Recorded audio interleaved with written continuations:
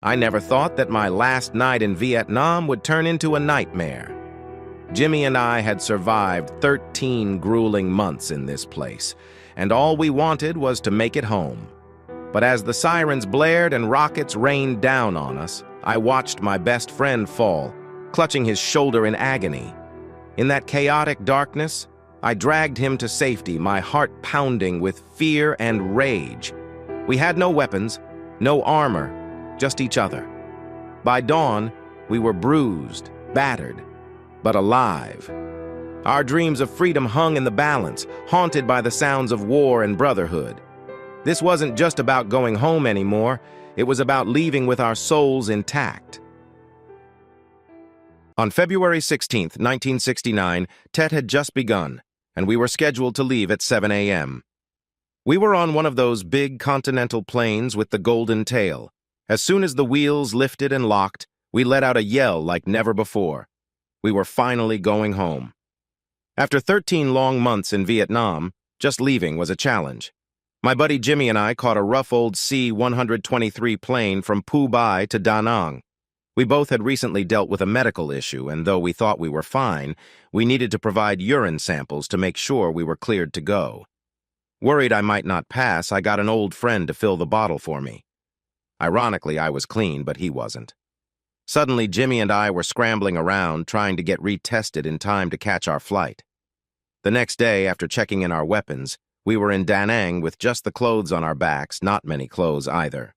With everything finally done, we went to the mess hall, sitting around a table with other guys, sharing stories about our plans once we got home. After dinner, we hit the NCO club and had a few drinks, though it didn't take much. We stumbled back to the transient barracks, hoping for some sleep before our early 5 a.m. fall-in to head to the plane. I didn't think I'd sleep, I was too wired.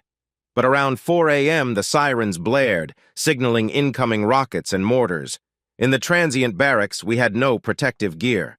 We jumped up and dashed for the bunker, rushing down the stairs and across an open space to get under cover. The bunker was made of 55-gallon drums filled with sand, lined up side by side, with big wooden beams on top and layers of sandbags. A wall in front of the entrance gave protection from flying metal. I was in the lead, with Jimmy right behind me. I dove in and turned around, but Jimmy didn't come in. I called his name and heard a faint moan. Peeking out, I saw him on his back, groaning. I grabbed his feet and pulled him inside. It was dark and neither of us smoked, so we didn't have a lighter. "Jimmy, where are you hurt?" I asked. "Not hit," he replied. "I smashed my shoulder on the timber up top." I felt his shoulder. It was at a strange angle. He had dislocated it. "Help me," he said. I wasn't trained in first aid beyond basic Boy Scout stuff, but I had to try. He begged me. "Don't let them keep me here. Get me on that plane." He was desperate to leave. "Are you sure?" I asked. "Just pull," he said.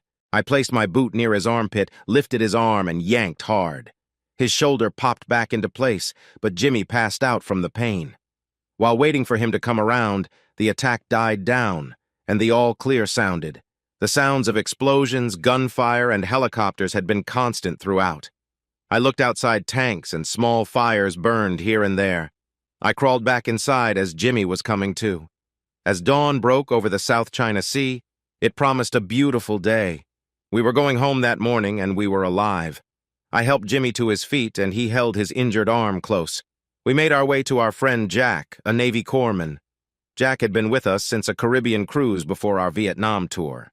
He wasn't a miracle worker, but he sure seemed like one to us. When we found him, he was treating a young Marine who'd crashed his Jeep in the attack. "Hey, guys, what's up?" he greeted us. "Hey, Doc, we need some help," I said, calling him by the title every corpsman earns. "Doc." Jimmy hurt his shoulder while rushing into a bunker, and it got dislocated. I told him we had to figure out how to get him on the plane that morning he was determined to leave. I assured him that I'd get him to a doctor in Okinawa. The other Marine nearby wasn't badly injured, so he told our friend Jack to help us instead. Knowing we had a plane to catch, we carefully took off Jimmy's shirt, and Jack taped his arm to his side. We tucked his sleeve inside his shirt and put it back on, so from a distance it looked like he was fine, even though he was in a lot of pain. Jack gave him some painkillers, and we drank coffee while waiting for them to kick in. Soon, Jimmy was feeling a bit better. After Jack treated the other Marine, we all decided to grab breakfast at the chow hall before heading over to catch the shuttle to the airport. Jimmy got really drowsy at breakfast. He just leaned against me, half asleep, while the rest of us finished eating. He looked like he was simply tired from a long night. When we left, the other Marine headed back to his post, and Jack and I helped Jimmy get to the waiting area to catch the shuttle. At the transient barracks, we waited for the shuttle, like a herd of cattle waiting to move. Jimmy and I tried to thank Jack for everything he'd done, but he just waved it off. We all got a little emotional as we hugged goodbye before boarding the shuttle. I never saw Jack alive again. He died 6 weeks later in a rocket attack in Pubai, trying to save another Marine. By the time we got to the air terminal, Jimmy was barely awake. I helped him off the shuttle, and we sat against a wall, waiting for our unit to be called to board our plane home.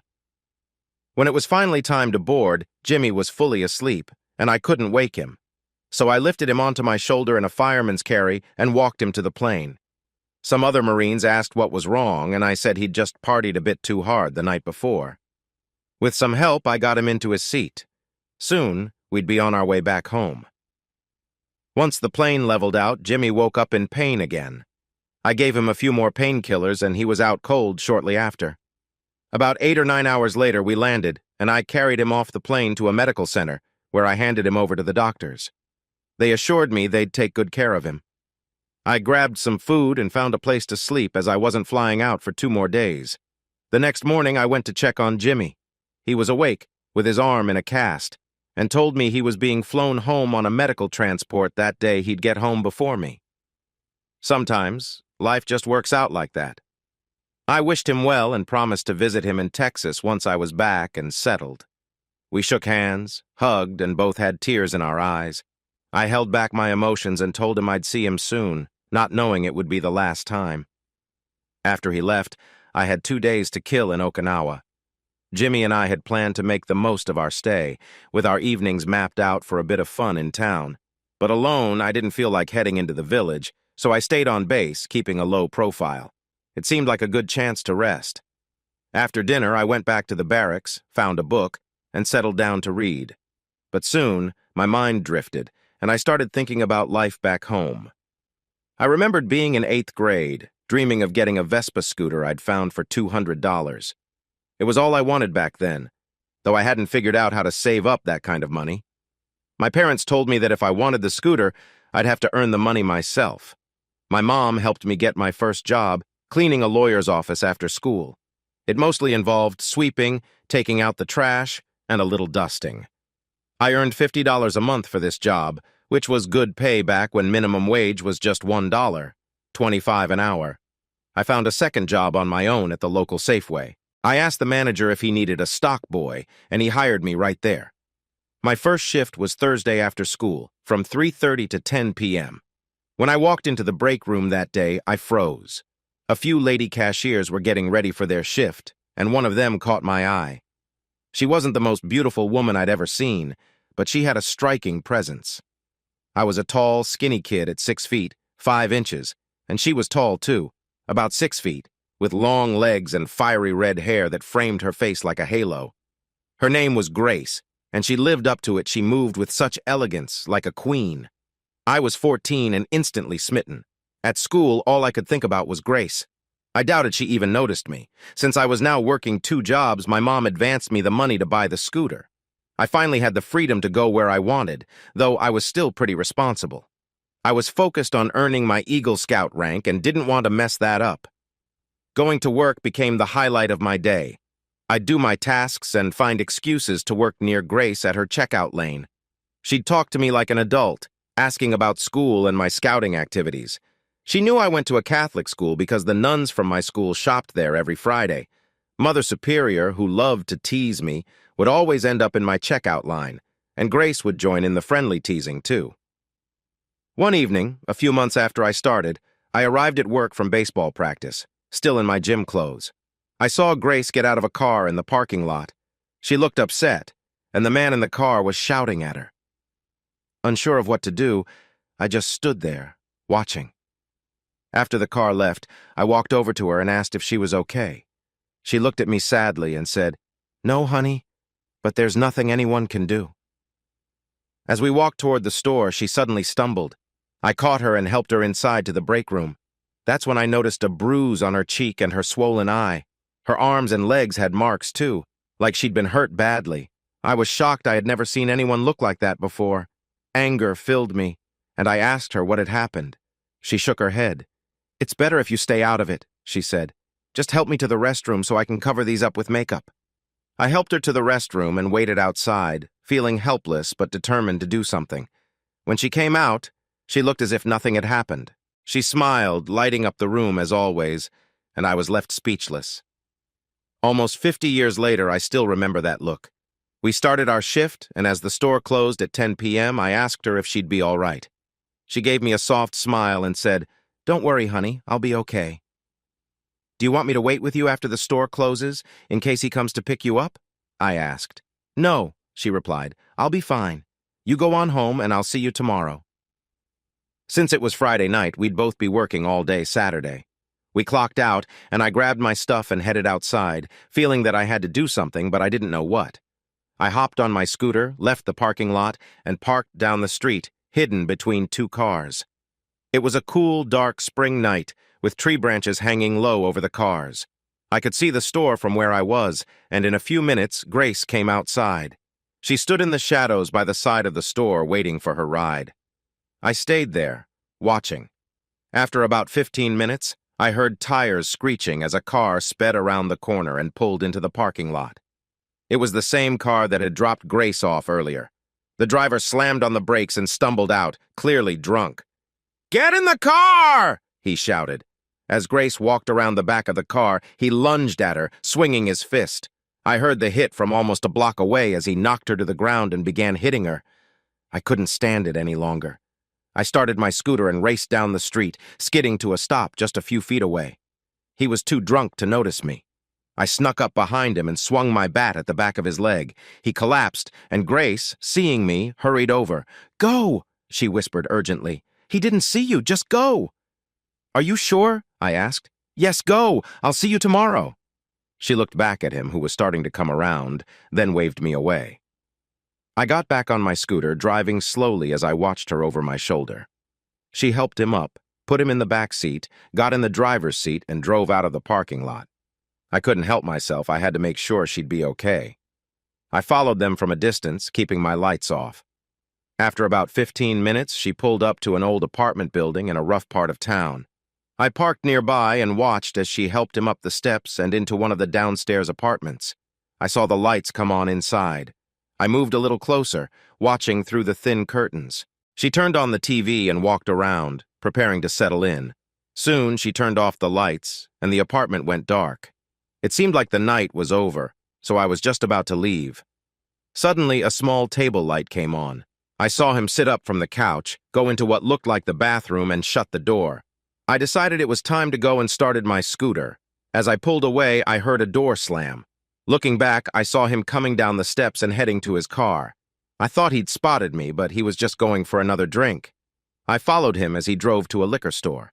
He parked on the side of the building, got out, and went inside. I circled around and parked in the alley behind the store, waiting for him to come back out. I spotted a piece of wood lying by the trash, a 3-foot-long 2x4. I picked it up, deciding I'd use it instead of my bat. I wanted him to feel this.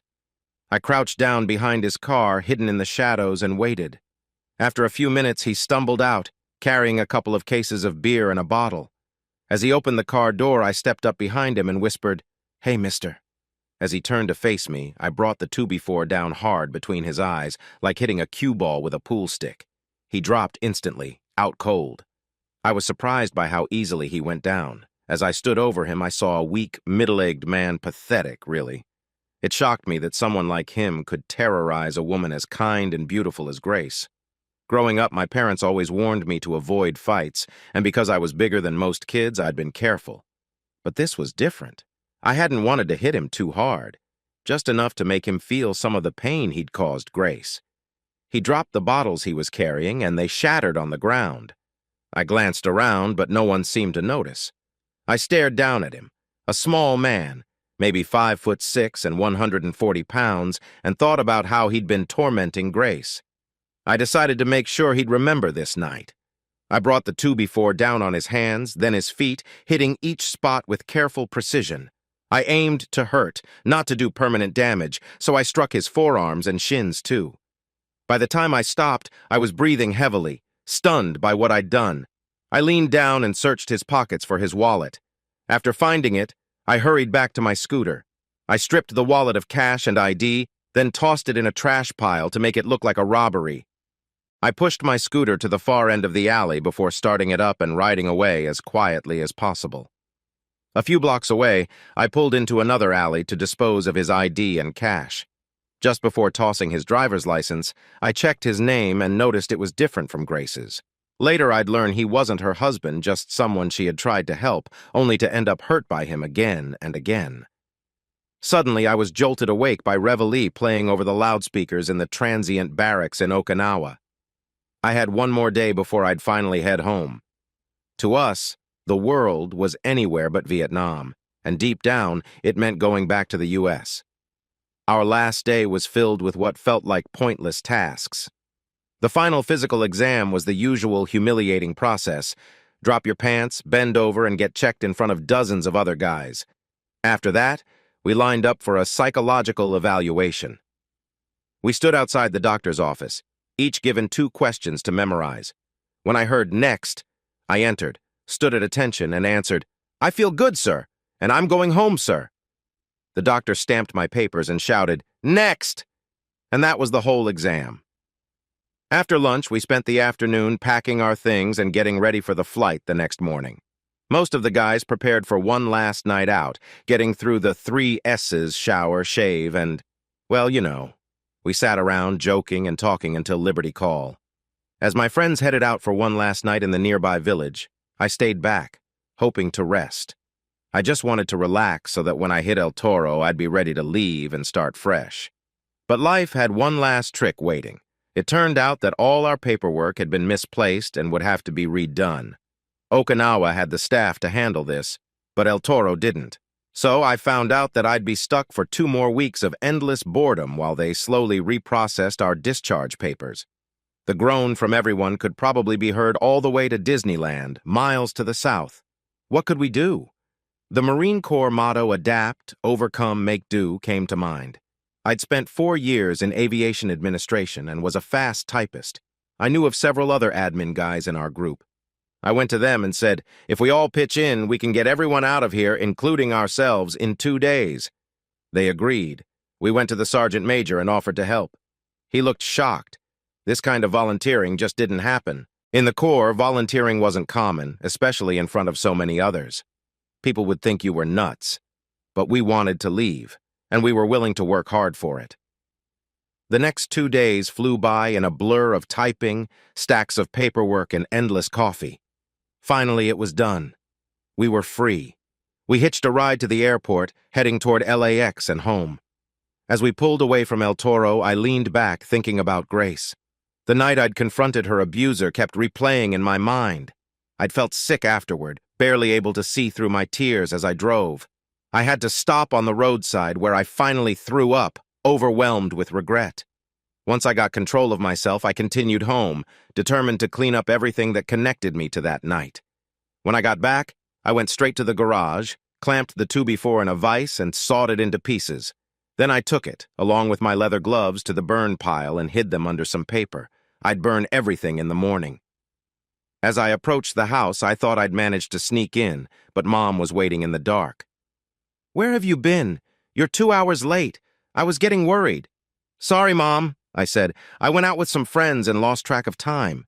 She sniffed the air. "What's that smell?" "Something I ate didn't agree with me," I explained, and I threw up on the way home. "Go take a shower and get to bed," she said. "I don't want you smelling like that." "Good night, Mom." Once in my room, my heart was racing. I was terrified she might somehow know what I'd done. The next morning, I was up early, emptied the trash onto the burn pile, doused it with lighter fluid, and lit a match. In minutes, it was gone. I jumped on my scooter and headed to work, feeling like I'd aged a year overnight. Something in me had changed. I didn't feel like a kid anymore. At work, I clocked in and joined the other bag boys in restocking supplies and bundling cardboard. Around 9:30 a.m., I headed to the front to see Grace, but she wasn't there. I asked Millie, who told me Grace had called in sick. The rest of the day dragged by. I wanted to check on her but couldn't, as she didn't know I knew where she lived. The following week felt just as long. Finally, I asked the manager about her, and he told me she'd come in on Wednesday and quit her job. I was stunned. When my shift ended that night, I rushed to her apartment, hoping to find her. The place was empty. There was no sign of her at all, just a small apartment for rent sign. The next day, I got to work around noon. Millie told me Grace had stopped by to say goodbye to everyone and had left something for me. She handed me a sealed envelope with my name on it. I waited until I got home, locked myself in my room, and opened it. Inside was a single page. It read, "Honey, thank you for what you did. Because of it, I have the courage to get away and I'm going to start living. I know you didn't realize, but he was blackmailing me over something in my past. I was too ashamed to go home, but now I am. Thank you. I'll always remember you. You saved me. Love, Grace." Grace was gone, and there was nothing I could do about it. All I had left was her letter thanking me for my help. I snapped out of my thoughts as the taxi stopped at LAX. I climbed out, grabbed my bag, and headed to the ticket counter. My friends and I stood together amid the busy airport crowd. We shook hands and promised to keep in touch. Then, suddenly, I was alone. For the first time in almost 4 years, I was just a 23-year-old guy, far from home in a strange city, no longer part of a big green machine. As I waited in line for my ticket, I noticed people glancing at me, not exactly hostile, but not friendly either. I was dressed in my winter green uniform with full ribbons. I shrugged it off, got my ticket, and went to the waiting area. While waiting for my flight, I overheard whispers, comments about war and soldiers. We'd been warned at El Toro that people might react like this, and now I could feel it.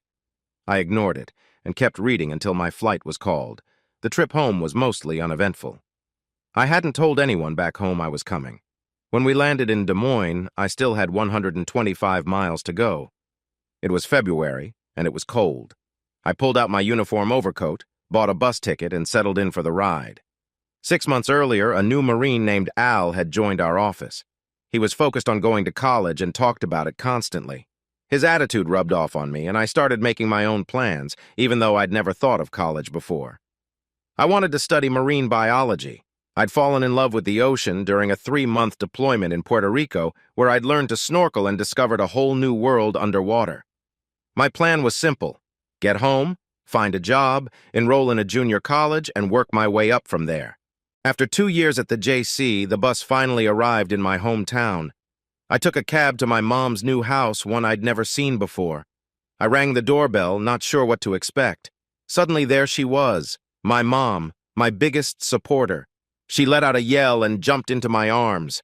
I held her, her feet a foot off the ground as she hugged me tight. We both started crying, no words needed. I carried her into the living room and set her down.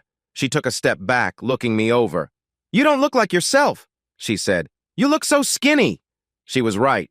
I had gone into the Marines at 6'5" and 250 pounds. Now I was over 6'6" and down to about 210 pounds. Over the next few days, I settled into a routine at home, but things felt different. My 3 younger brothers were still in school, and life at home revolved around their schedules track, baseball, band, and other activities. I felt like a fifth wheel, like I was there but not fully part of things. I had changed. I wasn't a kid anymore, but not quite an independent adult either. My first task was to get to my grandpa's farm and retrieve my car. I'd bought a 1967 Chevy Biscayne while stationed in North Carolina, tired of biking around dark roads. When I arrived at my grandparents' farm, they welcomed me with open arms. Grandma made a fuss, and Grandpa told her, "Leave the boy alone. We need to get his car out." After my parents divorced, my grandparents and uncles had helped raise my siblings and me, so being back felt like home. Grandpa and I got the wheels back on the car, put in a fresh battery, and held our breath as I turned the key. It started right up. I was mobile again after 14 months of walking or riding in military vehicles. After a week of relaxing, it was time to get a job. I went to the unemployment office and within 20 minutes had an interview lined up. I went to the interview and was hired on the spot. My job was as a copy runner for the local newspaper. I'd take proof copies to advertisers so they could check for errors before printing. It was nice to get out and move around, but the job was dull and only paid minimum wage. After 3 weeks, I looked for something that paid more. I got a job as a beef lugger at a kosher packing plant. When they saw me, they got excited. I was tall and strong, just what they needed. They sent me to the loading area. I knew I could handle it strength-wise, but I didn't realize that being so tall would be a problem. Carrying a quarter of beef on my shoulder, I'd often get caught in the railings of the trucks, which would knock me off balance. The head lugger, a stocky guy at 5 and 8 inches with a powerful build, tried to help, but there was little he could do about my height disadvantage. I lasted 6 weeks until I tore ligaments near both collarbones. The doctor said I should quit unless I wanted lasting shoulder damage. This was my second job in 10 weeks, and I'd have 5 more before college in the fall. Little did I know, this pattern would repeat throughout my career. By fall, it was time to head to the small junior college where I'd been accepted. It was 100 miles east, in the center of the state. The school was only 2 years old, and the dorms were brand new. I had a room on the second floor with another Vietnam vet who turned out to be a distant cousin. I arrived on campus the Friday before classes began. One thing the Marine Corps taught me was never to be late. I often joked that I was born 15 minutes early and have been early ever since. The football players had already been in the dorms for 2 weeks of practice. Most of them were fresh out of high school, while my roommate and I, both 22 or 23, had different priorities. I wanted to be ready for class, so I spent the weekend getting organized. Meanwhile, the football players, most of whom were on our floor, were busy drinking in their rooms. By Monday morning, my roommate and I were the only ones on our floor who made it to class. My first class was English Grammar and Composition. I arrived early and sat in the back row. As the class filled up, a girl slid into the seat next to me. I had been looking down at my book and only noticed her jeans. When I looked up, it felt like I'd been hit between the eyes. She was stunning, something I'd only seen once before, back when I was a teen and met Grace. She looked at me and said, "Hi, I'm Becky." I sat there, speechless, probably staring. After what felt like forever, I finally mumbled my name and looked back down at my book. Normally, I wasn't at a loss for words, but this time I felt foolish. I barely remember the class. I was too busy trying to think of a way to ask her out. As class ended, I stepped aside to let her go first, but to my surprise, she waited for me. She was tall, about 6'2", with a halo of curly red hair, freckles on her milky white skin, and the biggest blue eyes I'd ever seen. Her hair seemed a bit wild, but it suited her. She asked, "Do you have a class next period?" "No," I replied, barely managing a word. "Want to get a Coke?" she asked. "Sure," I said, getting a little better at this talking thing. We walked to the student union where I got us a couple of Cokes. Thankfully, she was talkative and filled the silence. I learned she didn't like quiet and would start to squirm if it got too silent. She asked me all sorts of questions: where I was from, how old I was, and why I was at this school. Slowly, I started to relax, and we chatted like old friends. I told her a bit about my time in the Marine Corps, leaving out anything about Vietnam. I told her about my time in the Caribbean, the places I'd seen, and my dream of becoming a marine biologist to study the ocean. Becky shared that she was studying to become a dental assistant. She grew up about 10 miles north of the college, in a small rural town. Her mom worked in a cafe, and her stepdad was a carpenter. She had 2 older stepbrothers who had also served in Vietnam, and a younger stepsister named Ginger, who was 14. Becky had just turned 18 last Saturday. She graduated high school last spring and worked at the cafe over the summer to save for college. She'd decided to live in the dorms rather than commute, wanting the full college experience. As she talked, I started to realize she was a bit of a typical teenager, lighthearted and carefree. In the Marines, we called them teeny boppers. She was sweet, and at that moment, I was mostly interested in getting to know her better. I glanced at my watch and realized it was almost time for my next class, so we decided to go out for a burger that evening. I promised to pick her up in my Chevy Biscayne. That evening, I pulled up in front of her dorm, and Becky was waiting outside, looking fantastic. She'd clearly made an effort, wearing a light sweater and a knee-length floral skirt that looked almost like a mini dress on her long legs. She hurried over and slid right next to me in the car. "Where are we going?" she asked. I told her it was up to her.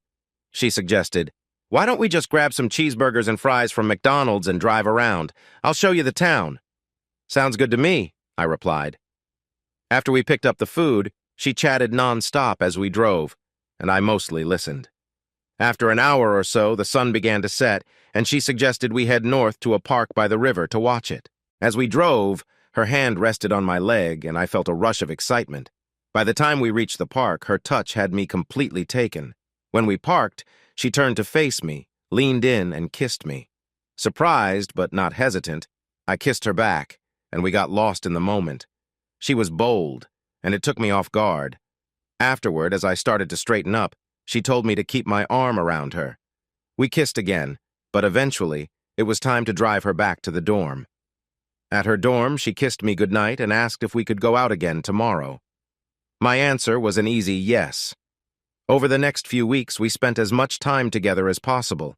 After classes, I'd pick her up, and we'd go for drives, finding spots where we could park and talk, or sometimes just sit in comfortable silence. We became experts at looking casual whenever police cruised by. The chance of getting caught seemed to make Becky even more adventurous. One Friday, we decided to visit my brother, who was attending the state university on a rock scholarship. We planned to meet him for dinner, and then we all went to see a new movie, MASH. Afterward, Becky and I said goodbye to my brother and his girlfriend and headed to the room I'd rented for the night. Back at the motel, we couldn't wait to be together. We undressed each other, exchanging kisses and soft words. Becky's skin was almost milky white, and her red curly hair glowed in the dim light. "I want you to be with me now," she whispered. We spent the night holding each other, drifting in and out of sleep, fully wrapped up in each other's warmth. The next morning, we woke around 8:30 a.m., needing to head back.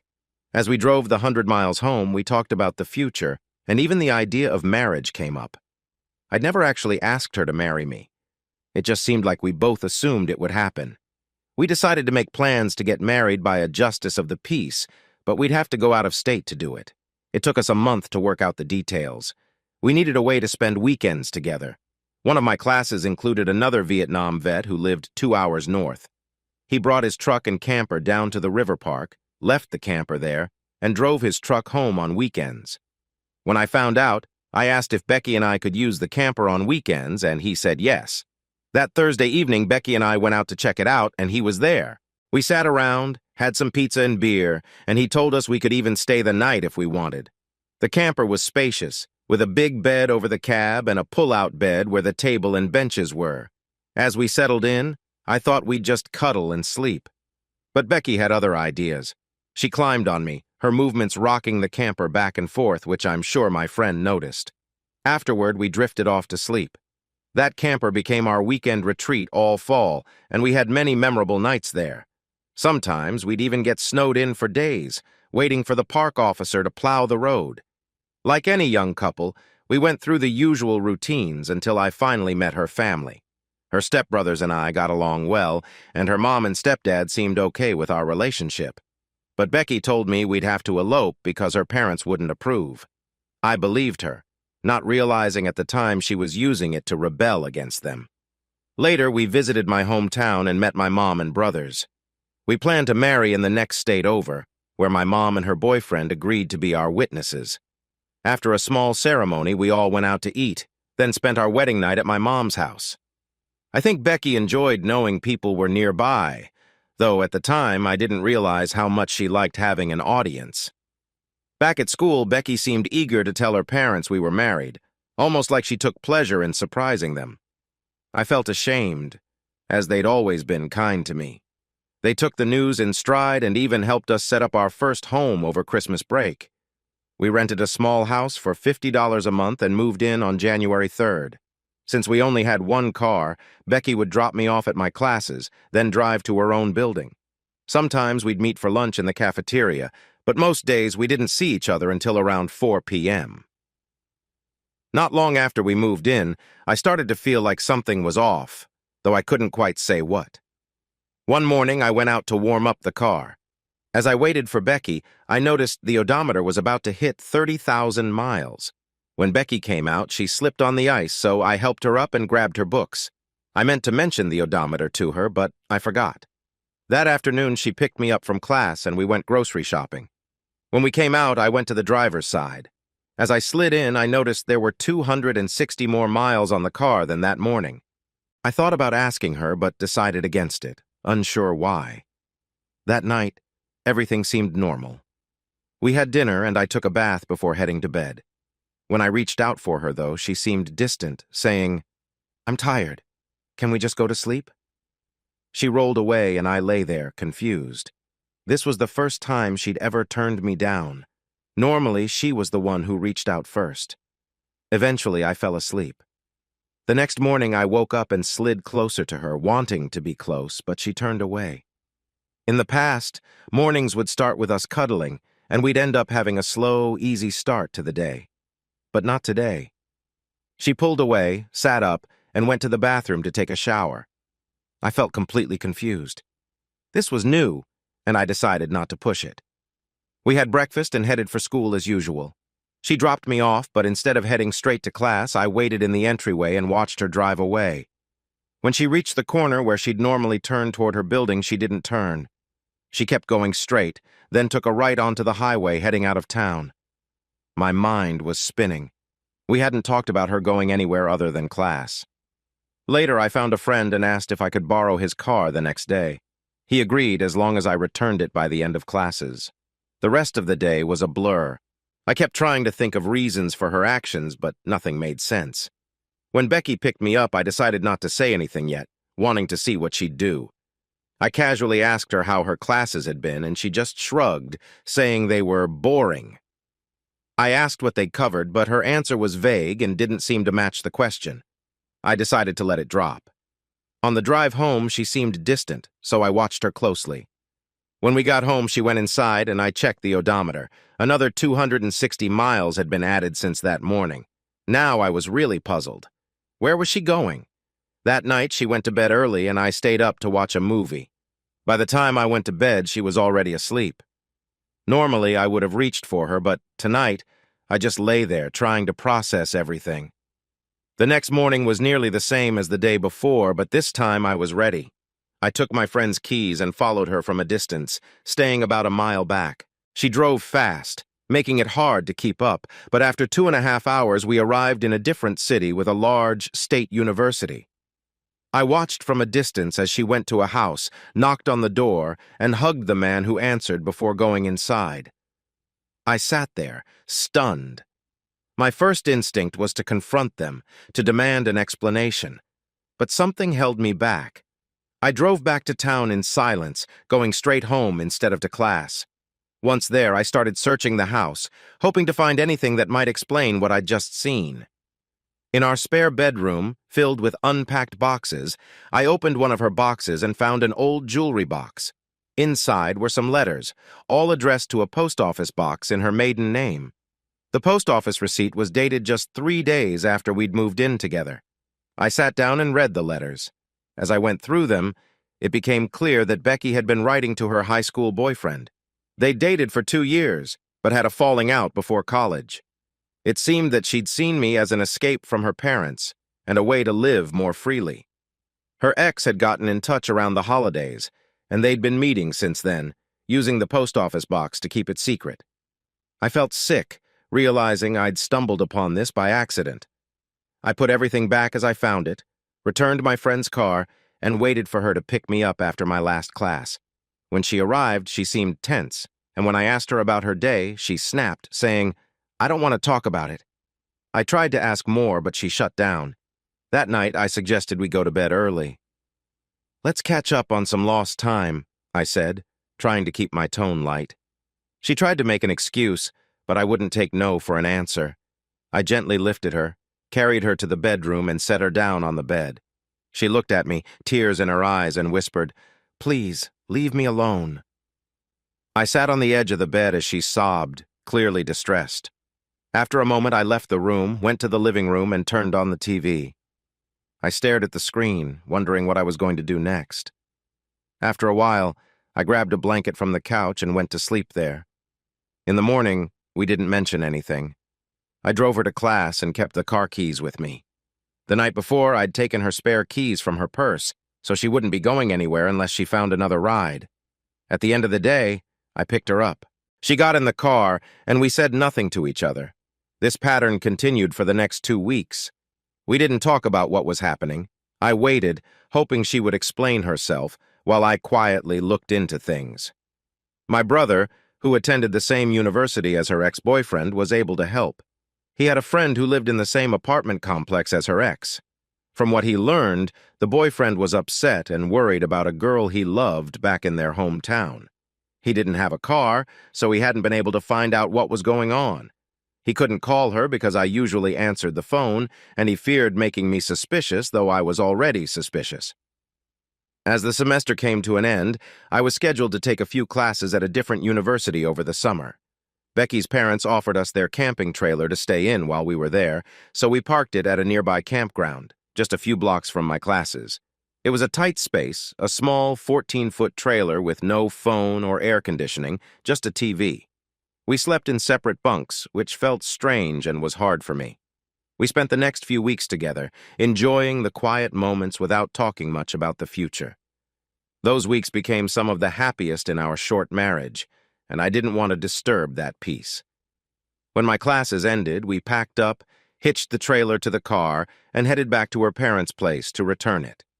The drive was silent, and I sensed something had shifted. I wasn't sure what it was, so I decided to wait and see. When we got to her parents' house, her stepdad helped me park and unload the trailer. Becky had gone inside and hadn't helped with any of the unpacking. Later, I learned the first thing she did was call her old boyfriend. After unloading, her stepdad and I went inside, grabbed a beer, and watched a football game. He asked me how my classes had gone, and we chatted about school and work. Becky's mom was busy preparing dinner, so I went to find Becky. I found her on the phone and asked, "Who are you talking to?" "None of your business," she snapped. Surprised and annoyed, I walked over and pressed the phone's disconnect button. That did not go over well. Becky instantly became furious, shouting at me to leave. She said she wasn't going back with me and was staying with her parents.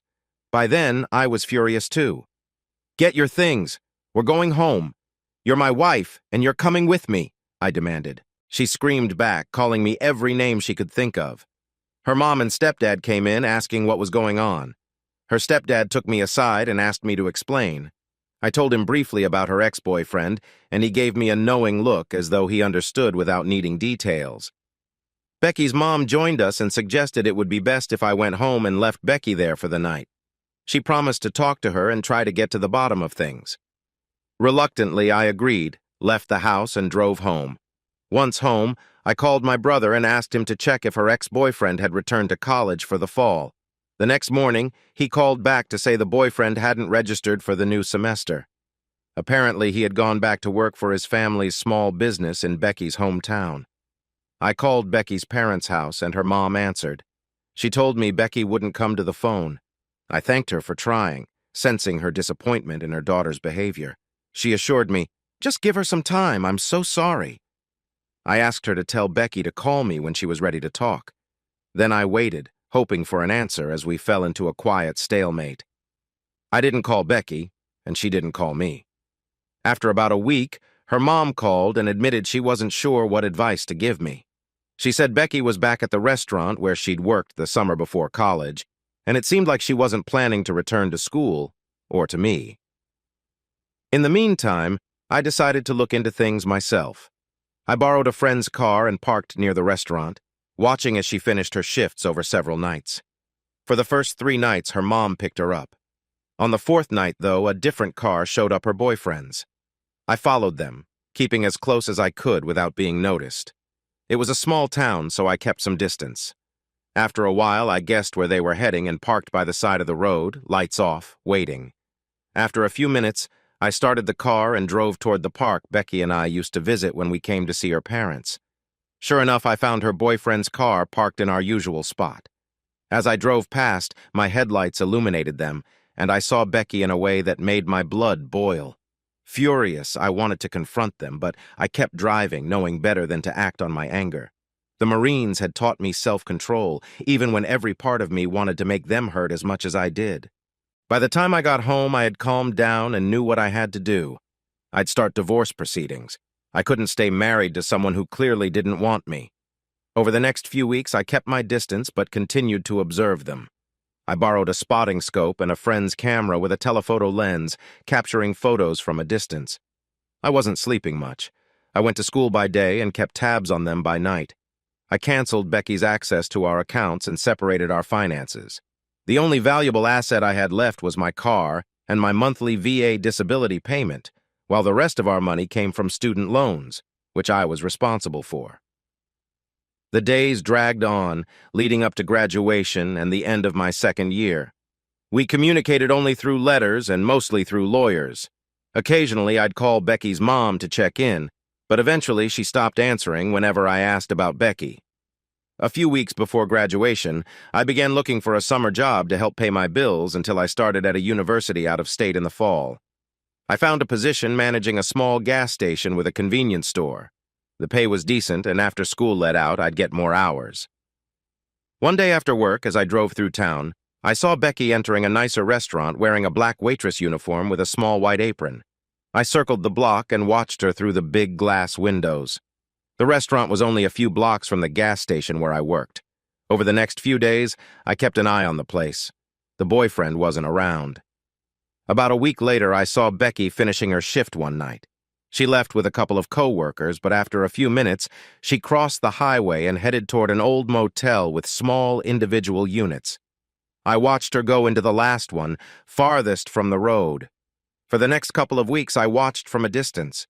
Finally, I decided it was time we talked. The following Sunday evening, I went to her place and knocked on the door. When she opened it and saw me, she looked surprised but motioned for me to come in. Inside, there was nowhere to sit except the bed, so I sat down and she sat beside me. I asked her, "Why, Becky?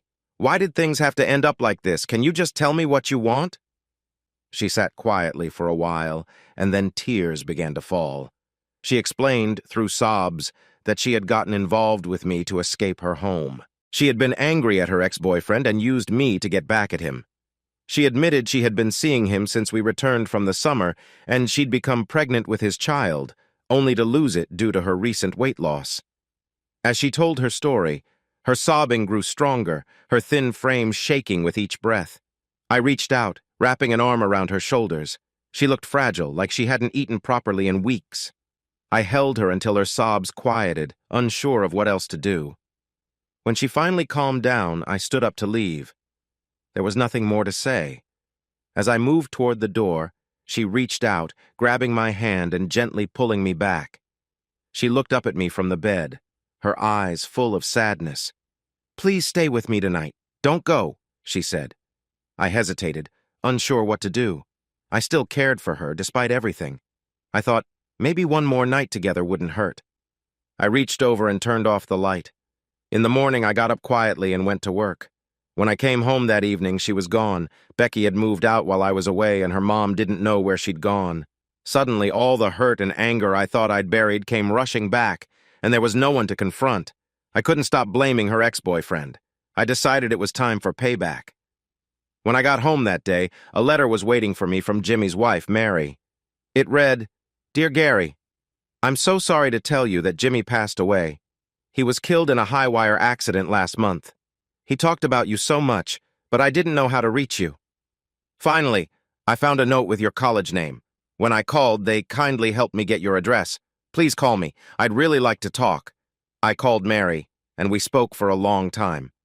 After we hung up, I decided I'd go to Texas to visit her. Over the next few days, I began forming a plan.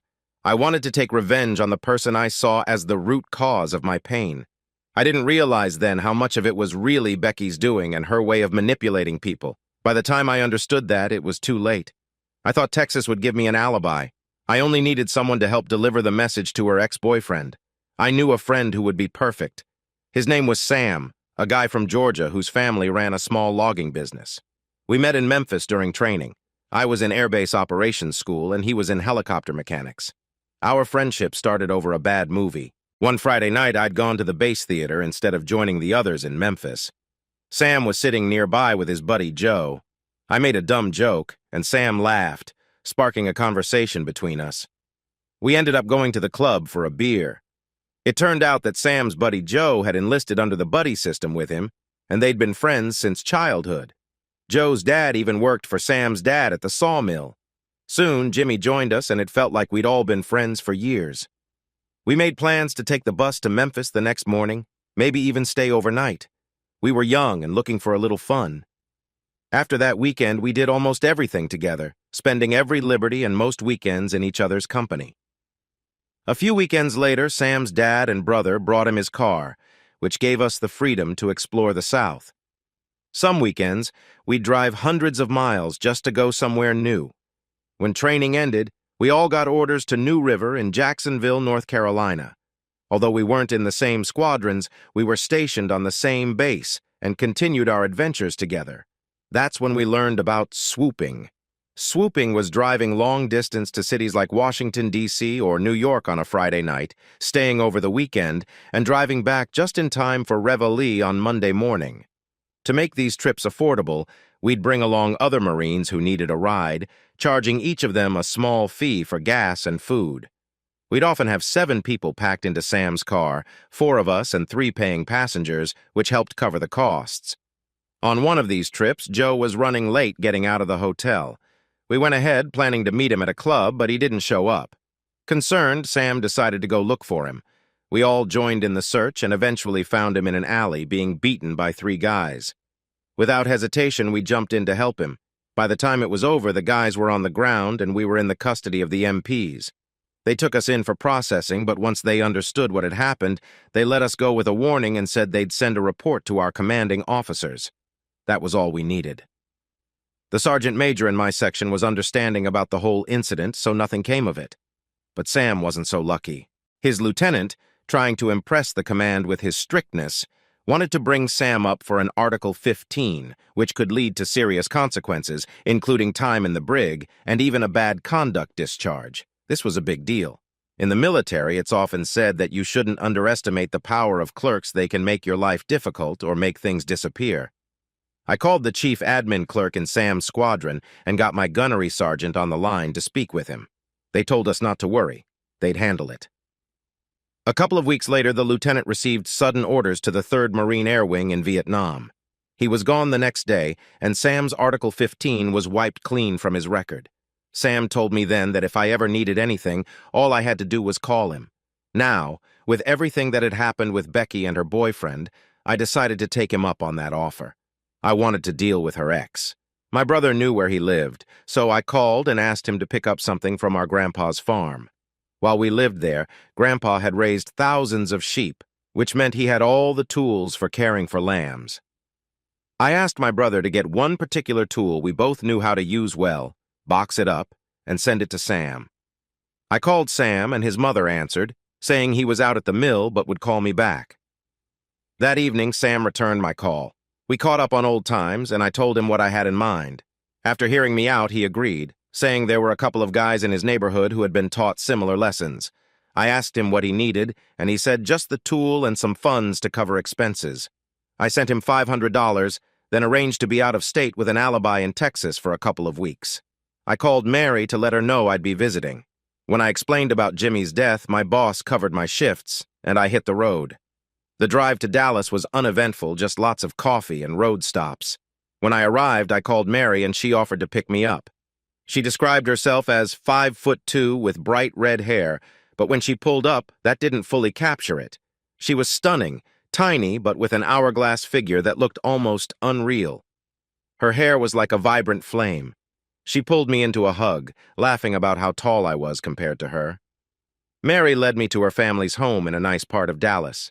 She'd sold the house she and Jimmy had been buying and moved back in with her parents. After we arrived, she introduced me to them, and we all chatted for a while. Mary's mom invited me to stay for dinner, and then Mary asked if I'd like to visit Jimmy's grave. I wasn't sure if I was ready, but I knew I needed to go. The cemetery was across town, so we had some time in the car. On the way, Mary shared stories about their life together. They'd known each other in high school, but hadn't dated until Jimmy returned from Vietnam. They met again by chance at a local barbecue joint, where Mary worked as an assistant manager. Jimmy showed up 2 days in a row, and soon after they got married. With help from her parents, Jimmy landed a job at the electric company, working his way up to the high-wire crew. Then came the accident. Mary didn't know the details, but her attorney was handling everything.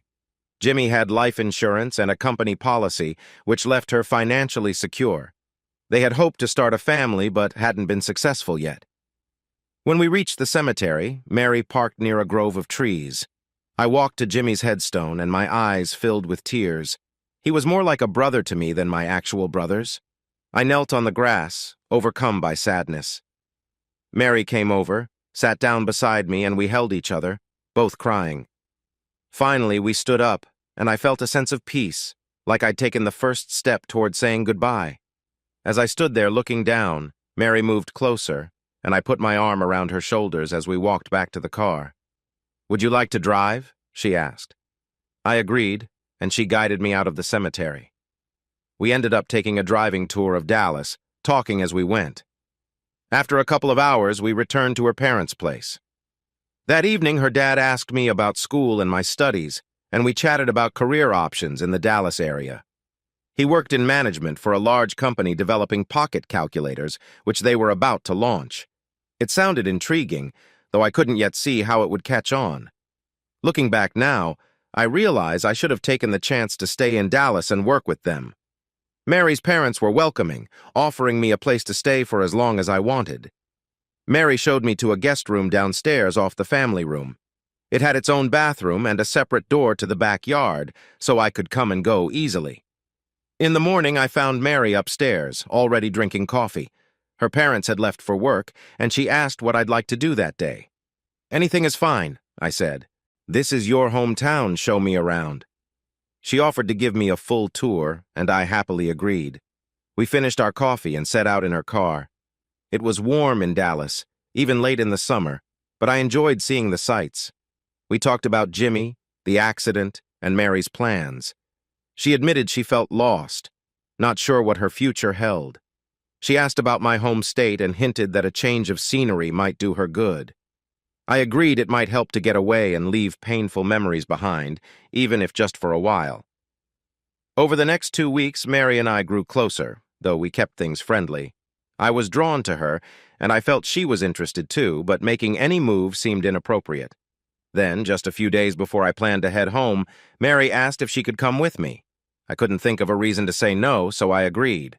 Her parents thought a short trip might help her clear her head. When we left Dallas, we decided to take our time driving back. We stopped in Oklahoma City for the night at a motel. As we checked in, we found they'd given us a room with only one bed. I offered to get a different room, but Mary stopped me, saying, "Don't worry about it. It's fine." I hesitated but agreed when she reassured me. We went out for dinner, then returned to the room. I went to shower, and a short time later, Mary joined me.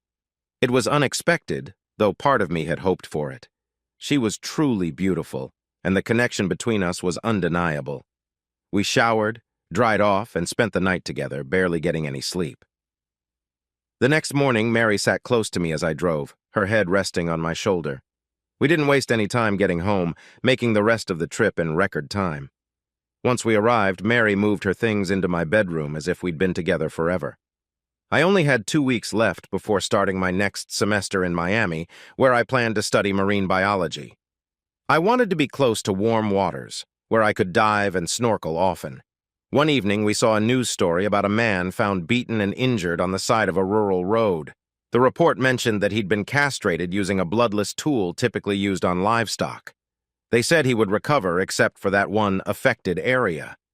I didn't say anything, but I thought of Sam and wondered if he'd had a hand in it.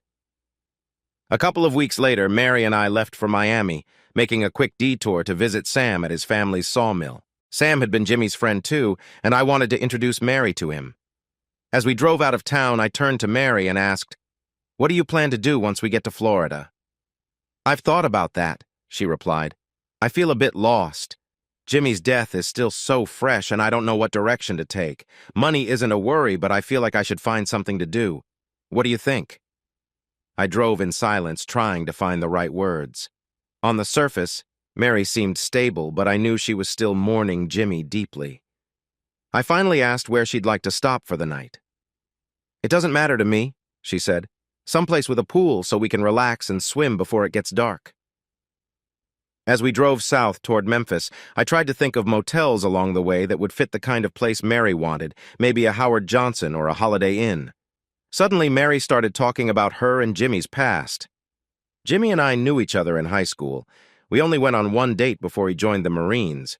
It wasn't much, just a single date, no promises or anything. After graduation, I got a job as a waitress at a barbecue restaurant. One day, I saw a young man come in and I asked if I could help him.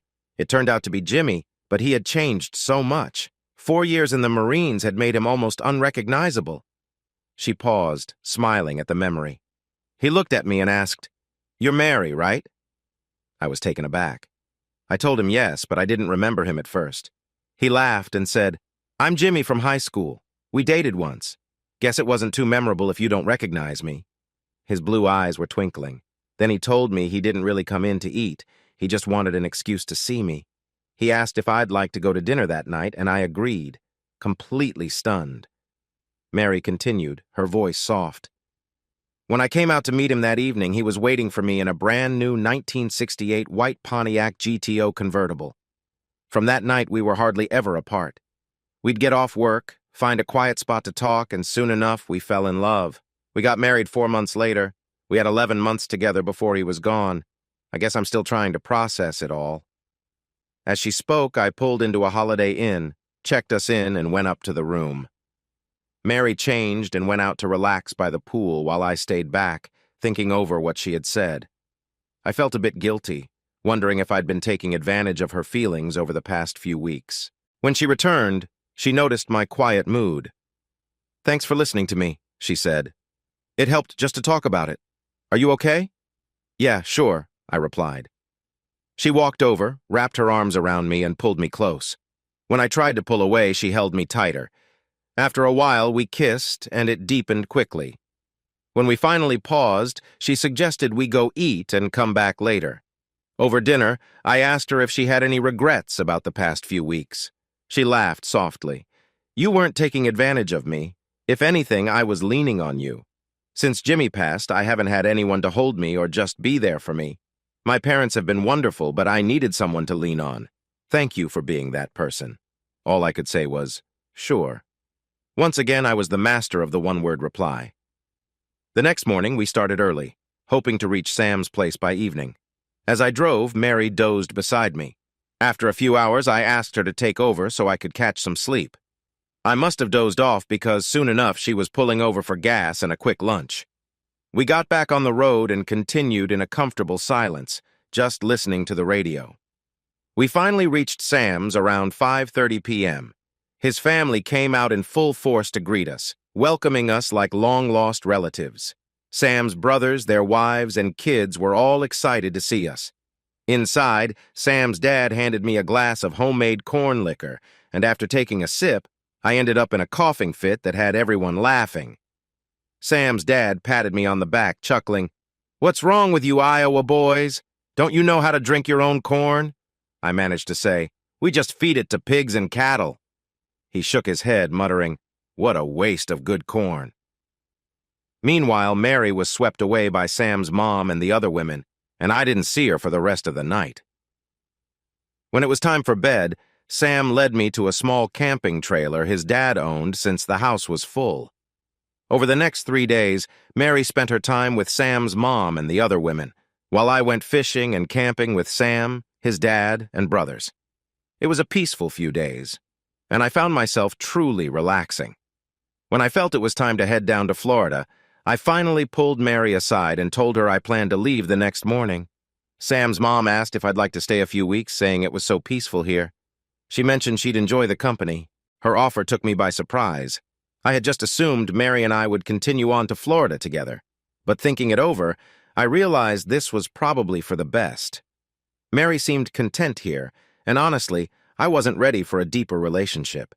The past few weeks of friendship had been enjoyable, but I knew I needed some space to focus on my own goals. After some thought, I told her, "No problem," feeling a mix of relief and mild disappointment. A part of me looked forward to continuing on alone, getting back to the original plan I'd set for myself so many years ago. After breakfast and heartfelt goodbyes, I was finally on my way, feeling both excited and uncertain. My thoughts drifted back to my time in the Marines in 1967, stationed at New River, North Carolina, and scheduled for a 3-month deployment to the Caribbean. My role back then was simple handling paperwork for the squadron and ensuring everything was in order. Once we reached the Caribbean, we stopped at Roosevelt Roads, Puerto Rico, and sailed to Vieques, a small island used as a training base. Our squadron set up in a small clearing near the inlet. The ground was layered with interlocking mats to handle the helicopters landing and taking off. By Saturday morning, we were settled into our temporary base, which included Quonset huts for offices and living spaces aligned with the flight line. Sunday morning, bright and early, I grabbed my snorkeling gear mask, fins, snorkel, and spear gun and headed to the beach with a few other Marines. Coming from Iowa, seeing the tropical Caribbean landscape was a big change. We walked through mangroves where land crabs challenged us with raised pincers, and white egrets and pelicans glided over the trees. Tall coconut palms lined the beach, stretching out over the water. Some were tilted almost horizontally, allowing us to crawl out and gaze into the sea below. The beach was a small, crescent-shaped area, sheltered by rock outcroppings on each side that softened the waves. We waded into the gentle surf, laying on our stomachs to practice snorkeling, though none of us had done it before. After a few sputters and coughs, we got the hang of it. I quickly adapted, learning to exhale sharply to clear the snorkel before inhaling. At first, the beach waters offered little to see, but as we ventured farther out, the waves grew, and suddenly, the underwater scenery transformed. Staring down through crystal-clear water at coral reefs and vibrant fish, I felt awestruck. There were bright corals, elkhorn, staghorn, brain coral, and the colors of the fish were mesmerizing. Fascinated, I kept diving down, eager to see everything up close. Soon enough, the surf picked up, and waves started spilling over our snorkels, giving us a real lesson in keeping calm while underwater. Two of the guys drifted too close to the rocks. A wave lifted them up and pushed them sideways into the rocky reef, which was covered in sea urchins. Their yells of pain quickly alerted the rest of us that something was wrong. We hurried over and found them struggling, their sides, arms, and hands dotted with dozens of sea urchin spines. Together, we managed to pull them back to the beach. Our first day snorkeling ended there, but I knew I was hooked. This world was something I wanted to explore deeply. It felt like a major turning point in my life, leading me in a direction I hadn't imagined. As I headed south into Florida, I felt a surge of excitement. All my credits from the junior college in Iowa had transferred, and now I was set to start at the University of Miami. I'd registered by mail, so I only needed to show up and finalize everything. I was a week early, hoping to get the paperwork done so I could visit some old friends in the Keys. They'd found their way to the ocean after leaving the Navy and Marines, moving straight to the Florida Keys once they were out. One friend, Ernie, was from Bemidji, Minnesota. A big, friendly guy with blonde hair, he'd vowed never to go back to Minnesota winters after seeing the Caribbean. The other friend, Al, was someone we met during another snorkeling trip at a quiet inlet near a small naval outpost on Vieques. Al was from Rhode Island and worked with the underwater demolition team. He was about 5'6" with a dark tan and a quick laugh. We got along well and often joined him and his team, learning about underwater life and fishing tricks. When I finally arrived in the Keys, Ernie and Al had already found a small rental house in Key Largo. Over the years, while I was back in Iowa, they'd moved west to Isla Mirada, learning the art of bone fishing and tarpon fishing, eventually working as guides. I planned to take a quick trip down after my university registration to catch up and see their new life. As I left Homestead, I stopped at a small grocery store for some beer and snacks to take along. I filled a cart and waited in line at the checkout, glancing around casually. That's when I caught a glimpse of bright red hair just above a row of shelves. It was the same intense, fiery shade I'd seen once before. The image of Grace, the checker from my teenage years in Colorado, flashed into my mind. I thought it couldn't possibly be her, just someone with similar looks. But something about the color and the memory made me take a closer look. I stepped out of line and circled around to get a better view of her without being too obvious. The more I looked, the more I felt sure it was her. But how could it be? Here I was in southern Florida, nearly 11 years later. Back then, I'd been in 8th grade, and she had been in her early 20s. I had been smitten, or at least I thought I had. She was my first crush, working as a checker at the grocery store in Colorado. As I watched, she looked up briefly, her gaze passing over me without a hint of recognition. I must have changed a lot over the years, but it was her, I was certain. My mind raced. What was I supposed to do? I'd pictured this moment so many times, imagining myself just walking up and saying, "Hi, Grace, how have you been?" Like an adult, like a Marine. But instead, panic took over. I turned, put my items back on the shelves, and left the store, feeling completely overwhelmed. Driving away toward the Keys, my mind spun with memories. Seeing her had stirred up so much memories of my teenage self, so taken by her. I knew it wasn't rational. It had probably just been a teenage crush, fueled by the newfound feelings that came with growing up. But seeing her again brought back emotions I hadn't realized I still held on to. I knew I'd never forget her, even if what I'd felt back then was just infatuation. As I drove, I decided to push thoughts of Grace aside. I'd continue to Al and Bernie's, enjoy my time, and settle into my studies once I returned to Miami. When I arrived at their place around 6 p.m., they were just coming in with a small boat, fresh fish in hand. I apologized for not bringing any supplies, but they waved me off, saying they'd stocked up that morning. They told me to make myself at home. We sat out on the dock watching the sunset. They asked about the past 2 years, and I kept my update brief, letting them take over with stories about their lives in the Keys. They were dating a couple of local women, one of whom ran a restaurant and would be joining us for dinner. While they talked, I found my mind wandering again. "Hey, Earth to Gary," they called out. "You with us?" "Oh, sorry," I replied. "I think I'm just worn out from all the driving." "Go ahead and grab a nap," Al said. "We'll call you when dinner's ready." I headed to the guest room, lay down, and started thinking about Grace again. But soon enough, I was jerked awake by Al's shout, "Chow's up!" The rest of the evening was filled with food, laughter, and stories, as their friends made me feel welcome. As the night wound down, I asked Al and Bernie about their plans for the next few days, since I had a week before school started. The next morning, they woke me up Marine-style, banging on a trash can with a broom handle. I bolted upright. "What's going on? It's only 4:30!" I shouted. "Time to get moving!" Bernie yelled back. "The water's calm and we want to get out far while we can. Big orders for big fish today." It looked like this was going to be a working vacation, and I was excited about the chance to join them. They'd been making good money bringing fresh fish to local restaurants, either free diving or using tanks out in the Florida Straits. I used to think I was a decent free diver, able to reach about 30 feet. But Al and Bernie's idea of free diving was often below 60 feet. It had been almost 3 years since I'd done any warm water diving, and I couldn't wait. They were planning to stay out overnight, and with me on board, they figured they could bring in a big haul since I could handle the boat while they both dove and fished. I was especially excited to try scuba diving. Back then, scuba gear was basic, nowhere near today's standards. Al had learned in the Navy and taught Bernie when he came down to the Keys after Vietnam.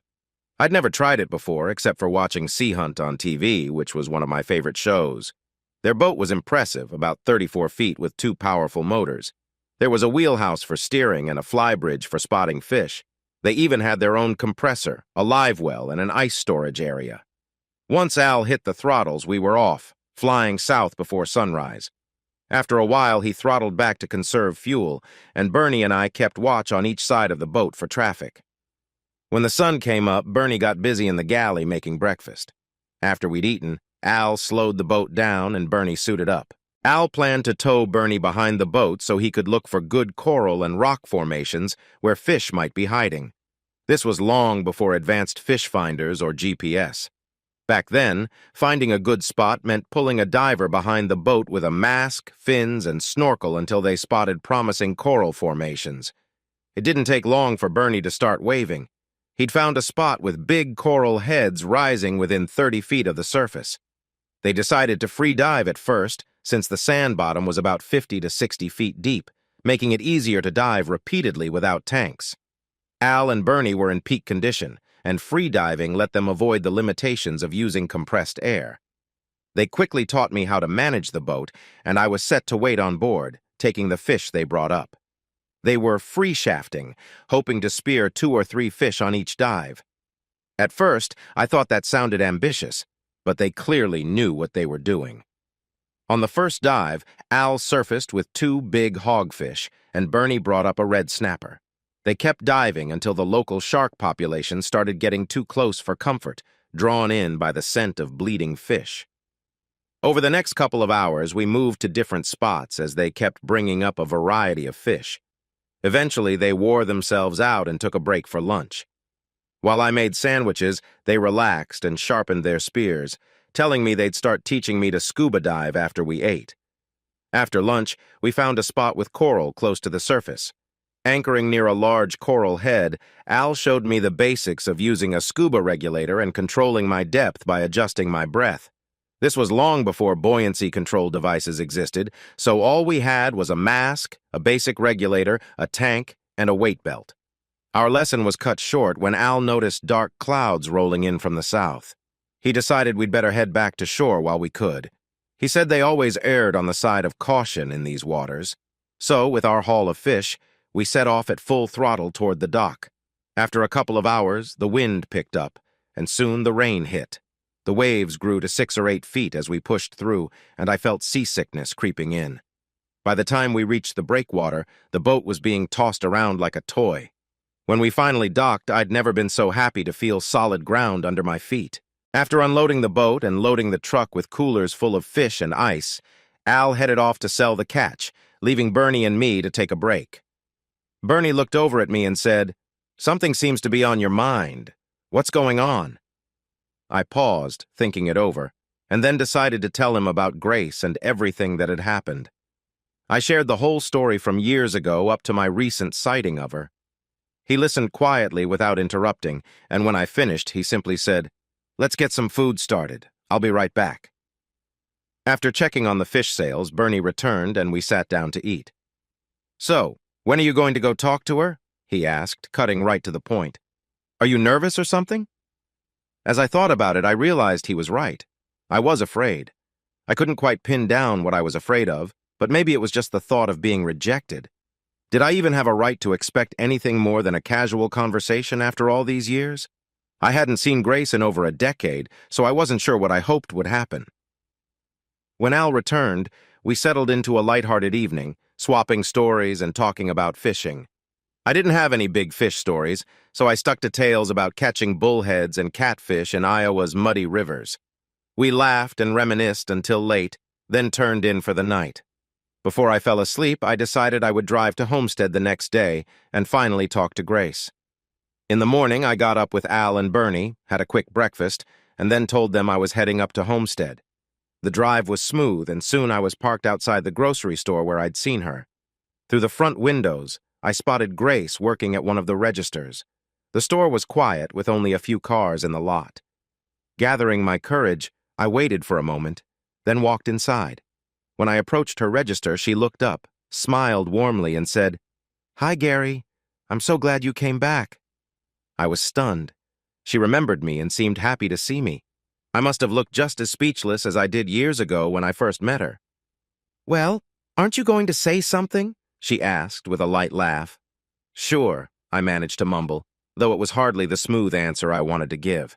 Seeing my nervousness, she came around the counter, took me by the arm, and said, "Come on, let's go to the back room." I hesitated. "Don't you need to stay up front?" "No, this is my store now. One of the other girls will cover for me," she replied with a smile. Following her to the back, I felt like I was 14 again, trailing behind her, completely starstruck. We stepped into her office, and as soon as the door closed, she wrapped her arms around me in a long hug. She felt just as warm and comforting as I remembered.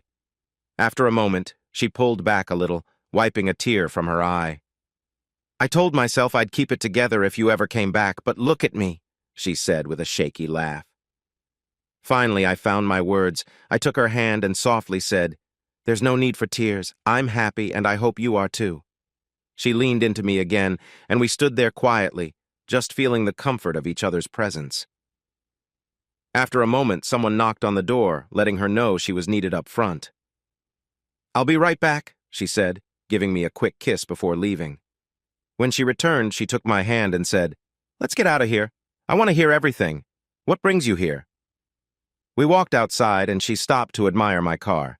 "Now that suits you," she said with a laugh, eyeing the 1966 Impala Supersport. "It's a '66 Impala convertible," I said, opening the door for her. "Can we put the top down?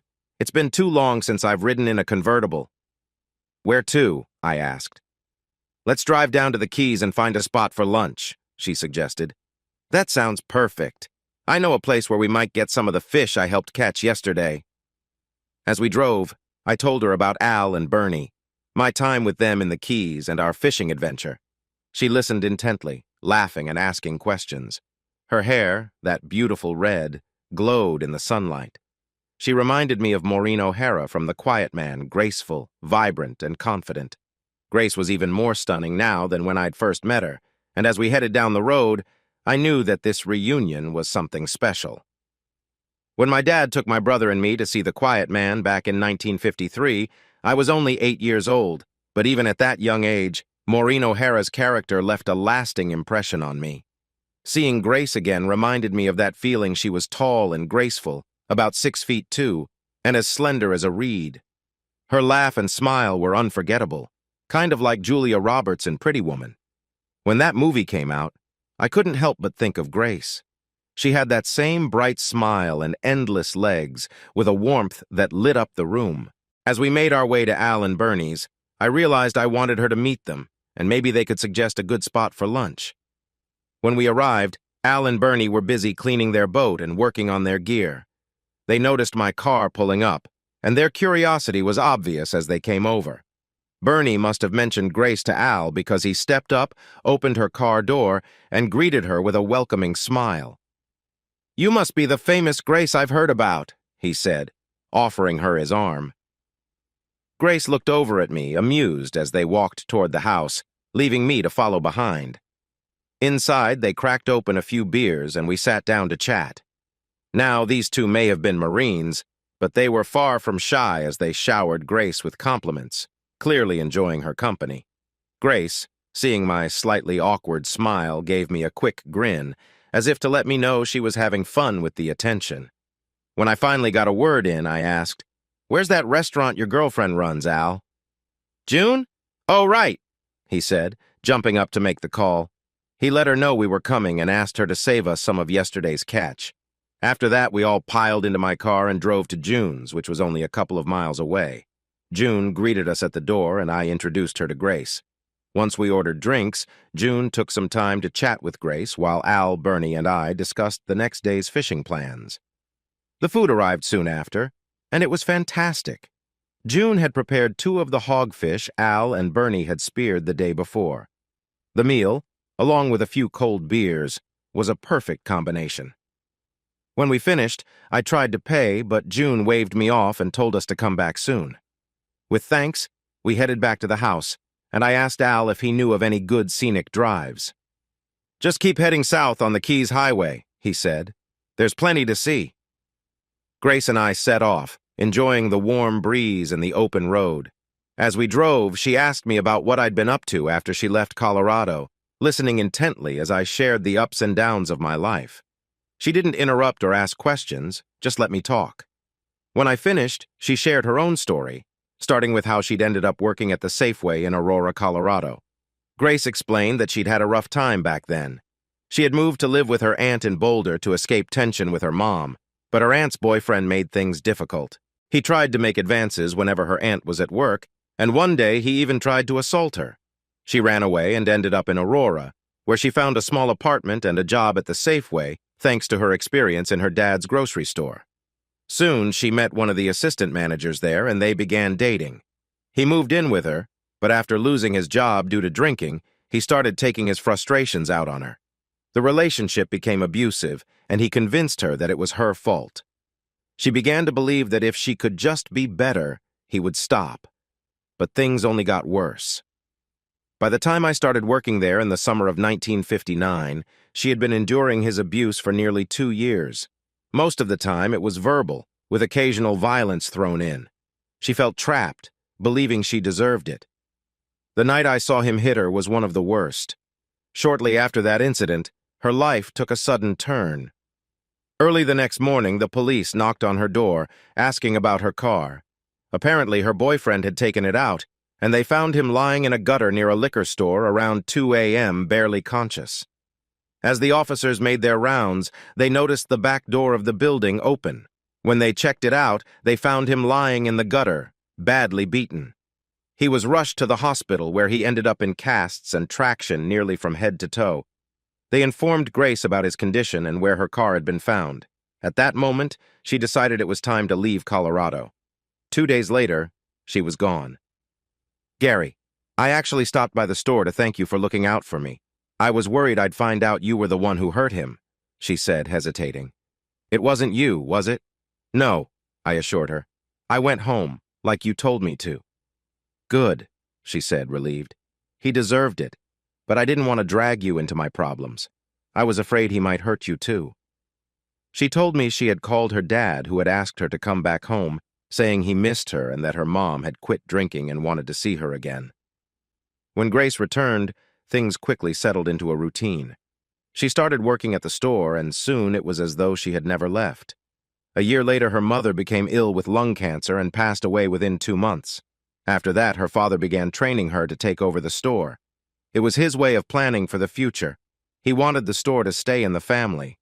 Over the next 2 years, as he became more comfortable with her abilities, he gradually handed more of the responsibilities to her. Eventually, he spent more time fishing or relaxing, dropping by the store occasionally just for a cup of coffee and a chat. One day he came in, handed her some papers, and explained that he'd arranged everything with his attorney to ensure that when he passed, the store and other holdings would be hers, debt-free. I never thought my dad would leave, Grace said. He was such a big part of my life. I didn't want it to be mine because that meant he wouldn't be here anymore. I wanted him to always be around, to guide me. Not long after, her father told her he was going to spend a couple of days with friends at their family's old place on Marco Island. But she got a call from his friend later, saying her dad had peacefully passed away in his sleep. Her world came crashing down. For weeks, she drifted through each day, barely managing to keep things together. Only her dad's attorney support and the trusted managers he'd left in place kept things running smoothly. That was just over a year ago, she said. It's only in the last few months I've felt normal again. She looked at me thoughtfully. When I saw you pull up in the parking lot yesterday, I knew it was you immediately. I waited, hoping you'd come over. Grace explained how she had looked up, knowing I was watching her, waiting for me to recognize her. But before she could say anything, I had turned and left. She'd hoped I'd be back, though. I took a deep breath. Grace, I'm sorry, I panicked. I wasn't expecting to see you again, and it caught me off guard. I didn't want to act like a fool, but my mind was racing, and I needed time to think. Don't worry about it, she smiled. After you left, my heart was racing too. I probably wouldn't have known what to say. I spent the evening thinking about those days in Colorado, hoping you'd come back. Since then, I haven't let anyone else in. I was too scared to take a chance. Between work and taking care of my parents, there was little time for anything else. We'd been driving for about 2 hours and were approaching Key West. I asked her if she wanted to turn back, but she said, No, let's keep going. I've never been all the way down here. I want to see what it's like. When we arrived, we found a place to park and began exploring the town, popping in and out of tourist shops and stopping for a drink and some seafood. Grace found a phone to check in on the store, and while she did that, I slipped into a nearby shop and bought her a shell necklace she'd admired earlier. When I returned, I handed it to her. I got you something, I said, reaching to put it around her neck. As I did, I leaned in and gently kissed her cheek. Grace looked down at the necklace, holding the shell pendant in her hand, and smiled. A tear rolled down her cheek as she looked at me. Gary, thank you. You have no idea what this means to me. This is the first gift I've ever received from someone who truly cared about me. I smiled and said, Come on, we should start heading back. It's going to be pretty late by the time we get you home. We walked back to the car, and when we got there, I opened her door. As she stepped around me, she suddenly stopped, turned, and wrapped her arms around my neck, pulling me into a deep kiss. She held me close, then finally let go and settled into the seat. "Gary, let's not go back tonight," she said softly. "Let's get a room here and spend the night together." I hadn't expected that. Trying to think logically, I stammered, "But we don't have anything with us for tonight or tomorrow, no clothes or toiletries." She smiled. "What do we need? Anything we don't have, we can get." I couldn't help but marvel at this strong, confident woman. "Why not?" I said, still in awe of her. We found a nearby store to pick up a few essentials, then checked into a cozy motel overlooking the water. In our room, we ordered a bottle of wine, which we enjoyed out on the balcony as the sun sank below the horizon. I'd once heard that if you caught the flash of green light at the exact moment the sun dips below the water, you'd be granted a wish. We sat side by side, watching the last rays of sunlight disappear. Suddenly, there it was, a brief magical green flash. "Did you see it?" Grace whispered excitedly. "Yes, I saw it," I replied, smiling at her. "What did you wish for?"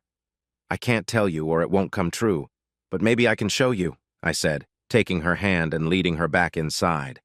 The warm, golden sunset filled the room, casting beautiful shades of yellow, orange, and red across the walls. The light shone through her red hair, making it glow like a halo. I wrapped my arms around her, kissing her deeply, and gently began to help her out of her clothes. She started to do the same for me, but I stopped her, whispering, "Let me." "I've never felt anything so powerful," she murmured afterward, as we lay in each other's arms. We stayed like that for a while, lost in each other's warmth, until finally Grace sat up with a grin. "I need food," she announced. "I'd eat you up, but that wouldn't give me many calories." I laughed, feeling my own hunger kick in. "Let's find a place with good burgers and shakes," I suggested. We found a drive-in, and Grace ordered enough food to feed a whole crew. Seeing my surprised expression, she laughed. "I'm starving, and you're going to need all the energy you can get to keep up with me." She was right. That night was a blur of closeness and laughter, with barely any sleep. We'd drift off, then one of us would wake the other, and we'd be lost in each other all over again. I'd never felt so alive, so connected. By morning, we were exhausted. As we drove back toward Homestead, we stopped at a small diner for coffee and breakfast. Sitting across from her, sipping coffee, I couldn't help but wonder what came next. Everything that had happened felt so unexpected, so intense. Was this just a beautiful detour in life, or did it mean more? Grace was quiet, seeming to ponder her own thoughts. I realized that, for now, all I could do was enjoy each day as it came, moving forward one step at a time. She looked thoughtful, maybe even a bit like she was having the same questions I had, but neither of us said anything. Instead, we chatted over breakfast like an old couple, talking about everyday things. On the drive back, Grace leaned against me as much as she could with the seat and console in between. She rested her head on my shoulder and soon drifted off to sleep. It was only Tuesday, and I still had 5 days before I needed to get back to school and finish my degree. We stopped by Al and Bernie's place, but they were already out fishing, so I left a note saying I'd catch up with them later. By the time we reached Homestead, I pulled into Grace's store parking lot, and she woke up, surprised at where we were. She went in to check on the store's operations, leaving me in the car. About half an hour later, she drove up in her own car and asked me to follow her home.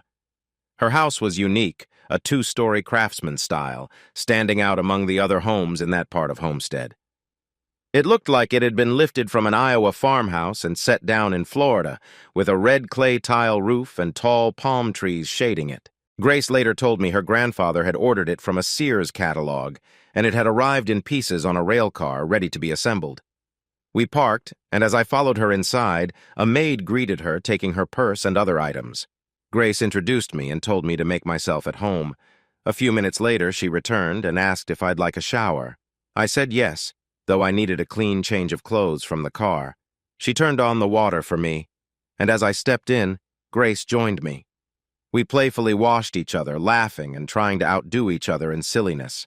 The shower was tiled and spacious, with a bench seat opposite the spray. Eventually, we stepped out, dried off, and decided to rest a bit. Later that afternoon, feeling refreshed, Grace asked, "What would you like to do tonight?" "Up to you," I said. This is your city. I'm just along for the ride. Ever been to Joe's Stone Crab? She asked. Nope, never heard of it. Well, you're in for a treat, she replied, calling to make a reservation. I also called Al to let him know I wasn't sure when I'd see them next. We took Grace's car to Joe's, a sleek black 1940 Cadillac Fleetwood Brougham. It had belonged to her father, and it was so well kept it looked like it had just come off the line. When we arrived, the owner's son greeted us at the door, kissing Grace on the cheek. Clearly she was known there, having been a regular since she was a little girl. Mind if I order for us? She asked with a smile. I promise you'll like it. Sure, I replied, still a bit in awe of this whole experience. For a farm boy who'd spent the last few years mucking barns, this felt like stepping into another world. After Grace left Colorado, my mom told me she and my dad were getting a divorce, and we moved back to her dad's farm in Iowa. My grandparents were great folks, and every summer my brother and I would ride the train from Denver to Atlantic, Iowa, where they'd pick us up for the season. My grandpa's farm stretched across 1,000 acres, and he always made sure my brother and I had a horse to ride and some chores to keep us busy. I remember him checking on us from time to time, watching over us as we played by the creek. His car would drive by up on the hill as he looked in on the sheep or cattle. We'd wave, and he'd wave back, and it felt like he was always there, looking out for us. He wasn't wealthy by any means, but he had enough, and he always took care of us. When we moved back to live there, the house wasn't big enough for all of us, so some of my brothers and I stayed with uncles nearby. Those memories, the feeling of family and belonging, had always been a part of who I was, and seeing Grace now brought some of that comfort back. It felt like I was finding that same connection again, but this time in a way I hadn't expected. I stayed with one of my uncles who had a wife and 2 little daughters. He also had a small dairy operation, so I got used to the routine of milking cows. My younger brother went to a different uncle who had 3 or 4 kids. I was never sure, as there always seemed to be another one on the way. My third brother lived with our uncle whose wife was paralyzed due to a long illness. Our 2 youngest brothers stayed with Mom and our grandparents at the main farm. Each farm was close by, so it felt like one big family, just with different beds each night. We worked together on everything: planting, harvesting, threshing, baling hay. Life was busy, and it kept us out of trouble. I started to understand that Grace's life was a world apart from the simple, hard-working upbringing I knew. When our food arrived, we shared stories of our childhoods, each of us avoiding deeper questions. After dinner, we headed back to Grace's place and spent some time together. The next morning, I got up early to go back down to Al and Bernie's to join whatever plan they had. Grace needed to stop by her store, and we agreed to meet later at Al and Bernie's. She didn't mention how she'd get there, just that she would. I arrived while it was still dark, which was perfect. I snuck in, found a broomstick and an empty metal trash can, and banged on it with all the energy I could muster. "Let's go! Time's ticking! Let's move!" I yelled. Both of them practically leapt out of bed, eyes wide, before they realized it was me. They laughed, chased me out of the house, and finally tossed me into the water at the dock. I thought it was a good plan until I ended up soaked. After drying off, we gathered in the kitchen, made some coffee, and Al explained the day's plan. We needed to gather bait fish before a client arrived around 9 a.m. for tarpon fishing. With our coffee finished, we headed out to their small boat and drove to a spot in the mangroves where they had fish traps. We returned quickly with a batch of small bait fish, around 50 or 75, to get ready for the day. Back at the dock, I helped pack the big boat with supplies and ran to get ice for the cooler. Just then, the client and his friends arrived. Once everyone was settled, we set off. I climbed up to the flybridge for a quiet place to think while they prepared for tarpon fishing. As the boat sliced through the water, I thought about everything that had happened. It all seemed to be moving so fast, and I wasn't sure what I really wanted. There was a part of me that felt something real with Grace, but another part was cautious. I'd made quick decisions before, and they hadn't always turned out well. How well did I even know Grace? It had been years, and though we'd reconnected, I knew people tended to keep a lot hidden. There was a lot we hadn't talked about. The real question was whether I was ready for something serious or just enjoying the thrill of the moment. I didn't want to rush into anything, especially after what happened with Becky. That relationship had left me wary. Sitting up there on the flybridge, I pulled out a small notebook from my pocket and jotted down my thoughts. Did I love Grace again? I wasn't sure if it was love or just excitement from reconnecting with an old crush. She was older than me, and I wondered if that mattered to her, or even to me. Was I looking for something real or just fun?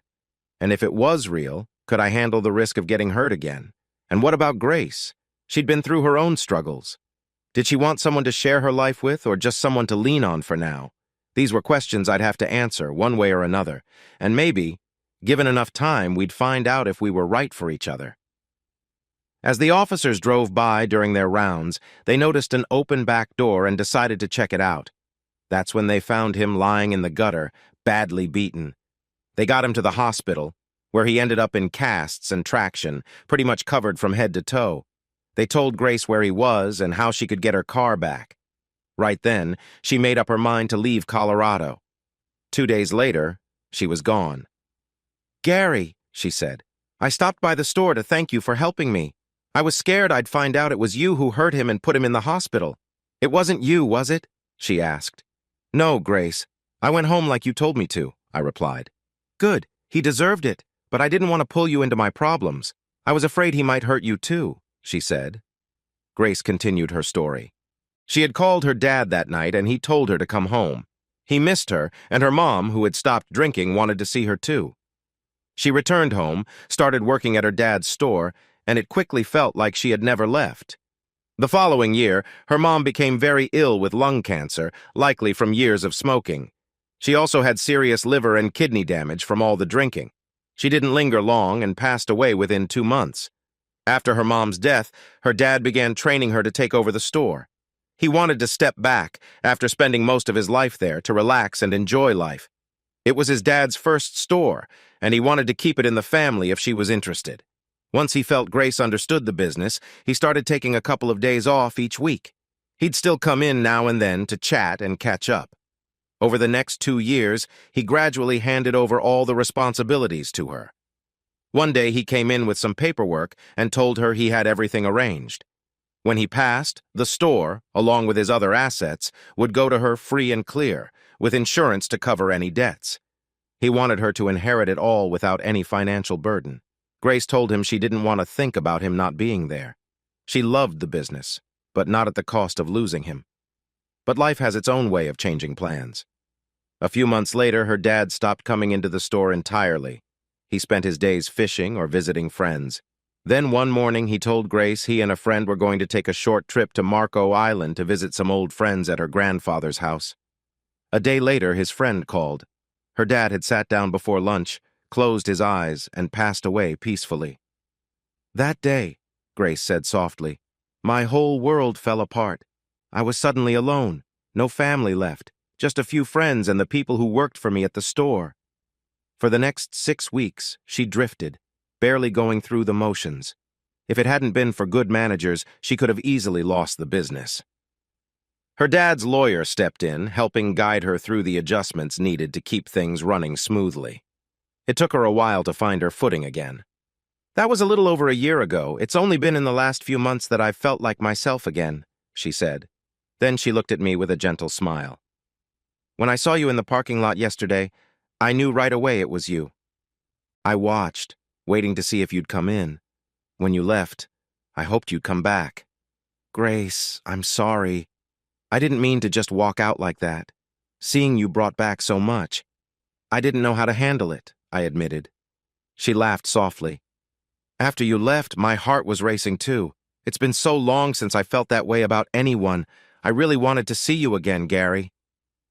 We had been driving for hours and were getting close to Key West. I asked if she wanted to turn back, but she shook her head. "No, let's keep going. I've never been all the way down. I want to see what's at the end." When we arrived in Key West, we parked and started exploring. We wandered in and out of small shops and bars, tasting shrimp and sipping cold drinks.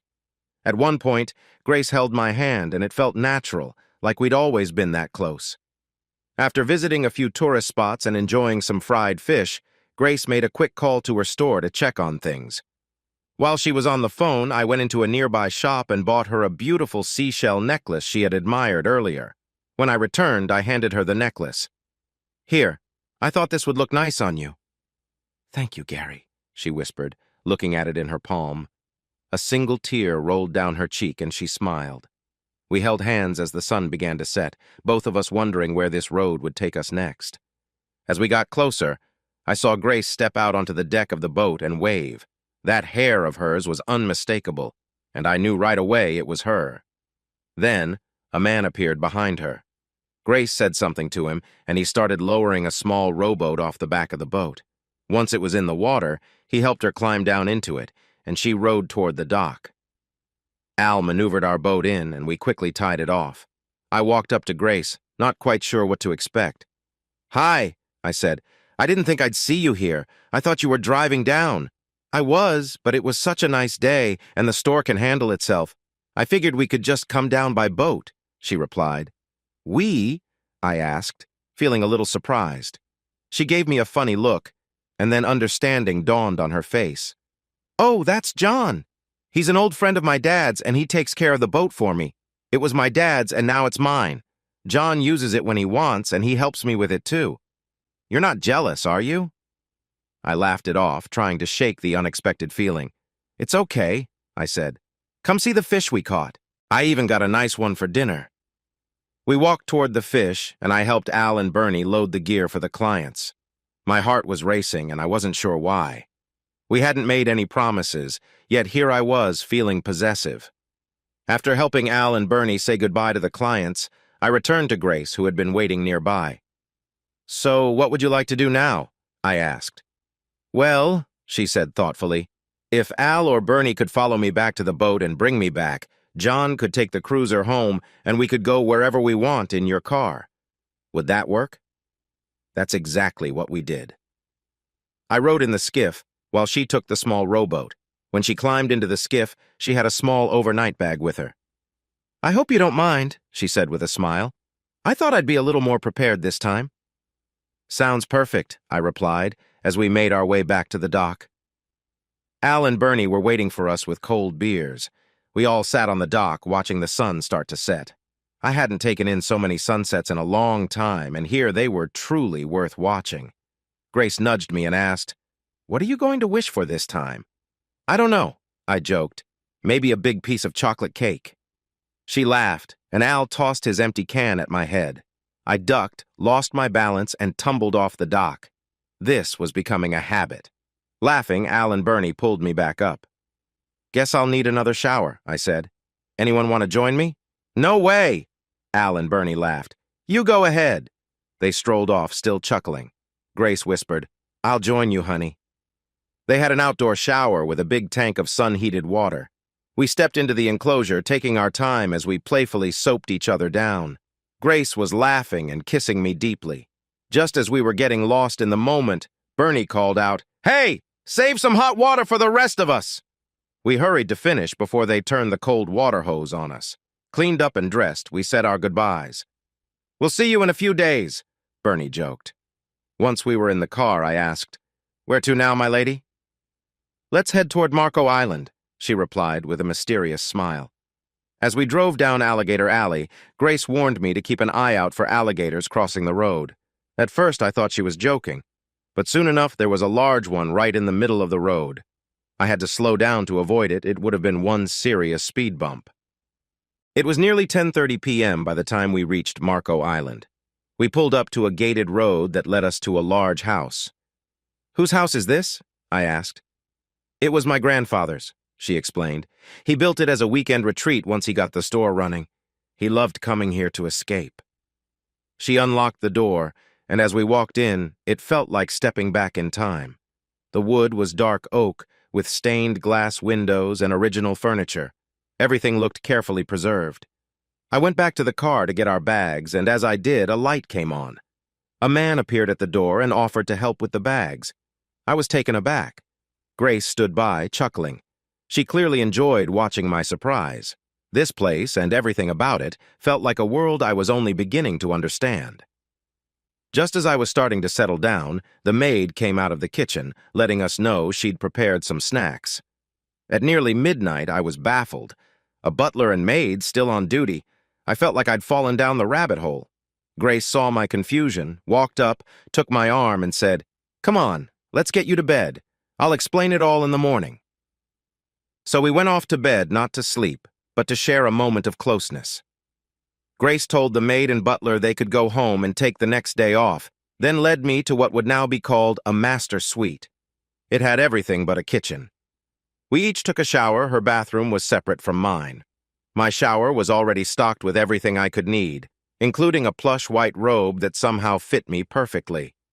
I wrapped myself in it and waited on the bed until Grace entered, dressed in a long, silky nightgown. She looked stunning. I stood, embraced her, and told her so. I gently picked her up, laid her on the bed, and climbed in beside her. We kissed, held each other, and simply enjoyed the comfort of being close. Eventually, we both drifted off, exhausted from everything we'd been through. In the morning, I woke up early out of habit. Having spent years on a dairy farm, getting up before dawn was second nature to me.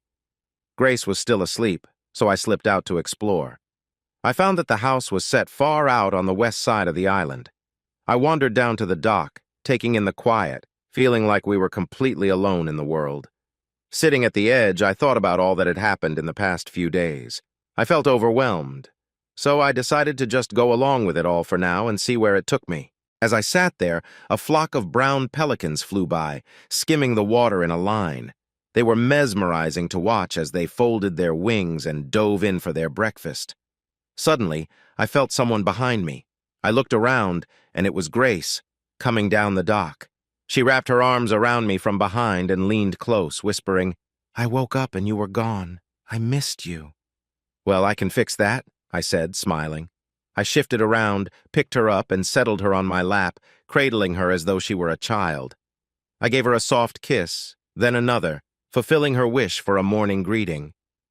"Is this all we're going to do today?" I asked, tickling her ribs playfully. She laughed. "I think that would be just fine." "Well, if that's the plan, I'll starve to death," I teased, pretending to toss her over the dock. She squealed and clung to me, laughing and threatening. "If you throw me in, I'll never speak to you again." "All right, I'm convinced," I replied, pulling her in for a hug. I set her on her feet, and we walked back up the path, arm in arm. As we walked, she looked up at me and asked, "Would you really have dropped me?" I stopped, gently held her face in my hands, and looked her in the eyes. "Grace, I'd never do anything to hurt you. I love you. I've tried to convince myself that this can't be real, but since the moment I recognized you in that store, I haven't been able to deny it. This isn't just a leftover crush from Colorado. This is real, deep, grown-up love." Her face softened and tears started to form in her eyes. Before I knew it, she was sobbing, and I pulled her close, holding her as she let out emotions that seemed long buried. After a while, she took my hand and led me back to the house in silence. Inside, she guided me to the couch, curled up in my lap, and rested her head on my shoulder. We sat quietly, simply taking in the moment together. Finally, she lifted her head, looking at me with serious eyes. "There are things about me you should know," she said softly. I started to tell her it didn't matter, but she held up her hand, stopping me, and I listened. "Please, I need to do this. I need you to know everything." I stayed silent, just nodding, ready to listen. She took a deep breath and began, her story slowly unfolding, each piece fitting together like a puzzle. "When I came back to Florida, my dad welcomed me, and it felt like coming home. My mom and I, though, had some things to work through. There were old hurts and misunderstandings that needed healing. But as time went on, we managed to sort it all out. Her illness didn't leave much room for holding on to grudges." Grace's voice softened, her words a mixture of pain and relief, as though sharing this lifted a weight she'd carried alone for years. Thank you for watching. Catch the next part on our new YouTube channel, linked below. Don't forget to subscribe for more captivating stories.